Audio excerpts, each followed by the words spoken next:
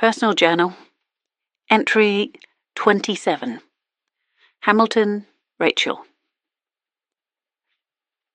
It's as if being stationed in this place has given me a permanent migraine.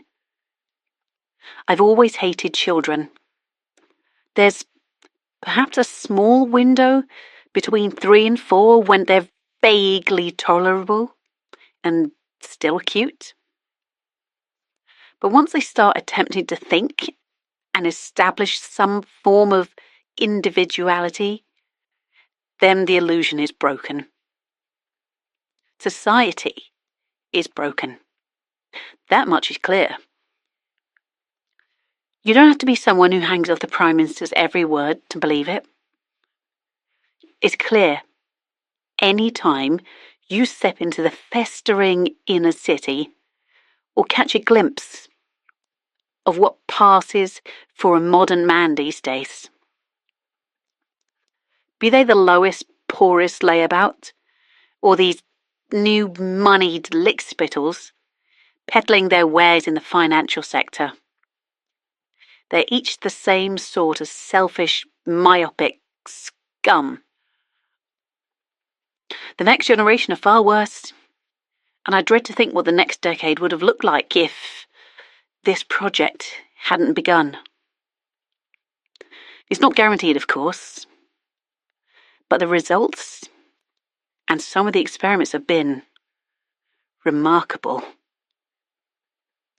But that doesn't change the fact that until they are fixed, I have to put up with these shithouses daily.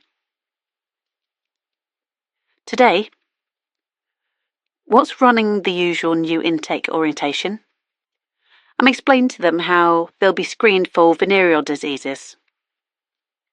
It's actually sickening, the amount of them coming in here with a clap and worse.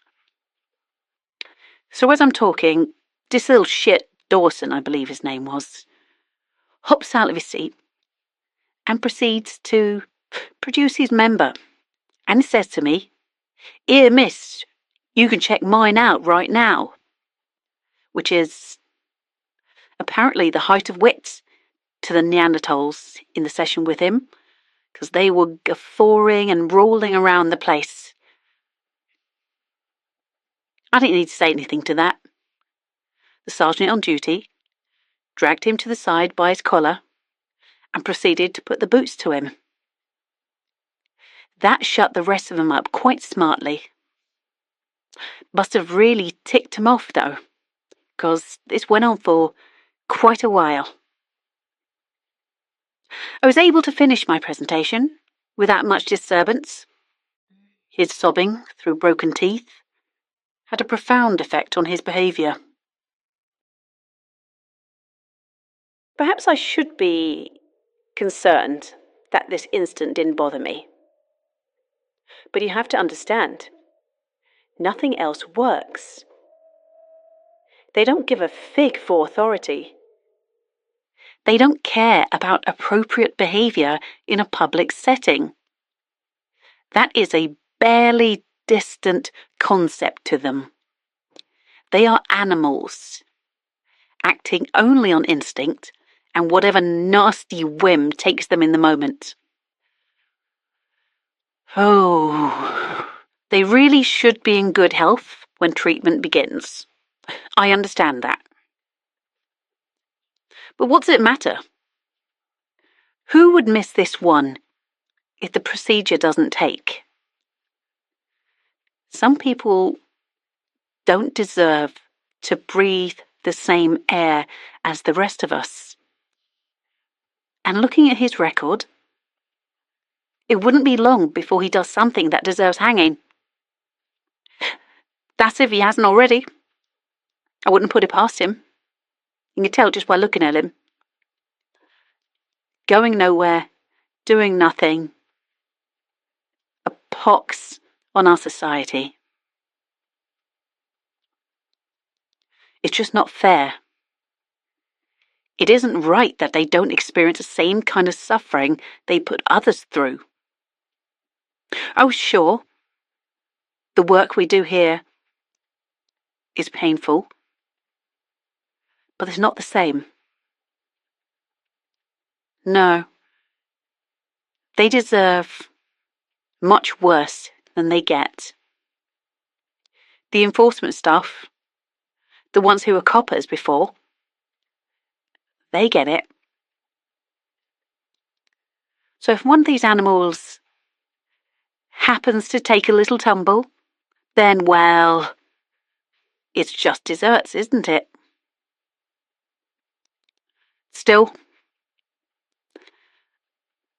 best not go too far. This harebrained scheme to send the bunch back to their so-called families does mean we need to be a little bit more careful. Not that they're drunk or drugged up parents are going to notice if little Timmy has a limp or a few less teeth. But if they end up abnormal, that's a problem. And we know the chance of that increase with physical and emotional imperfections.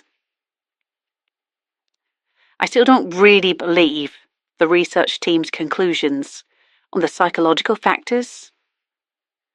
I don't think they're really as important as they're making it out to be. It just feels like they're clutching at straws. This is science here. We're dealing with a very practical element when you boil it down. It's chemistry. Yes, we do not understand how it does what it does, but it isn't magic. I just think people like Dr. Smith have been taken in by all the myths and the legends around this thing. Quite sad when you think about it. But he's on the way out, I hear. Which means I'm well positioned to change things around here. To do things my way. And we never save the child by sparing the rod. Yes, when I get my way, things will change.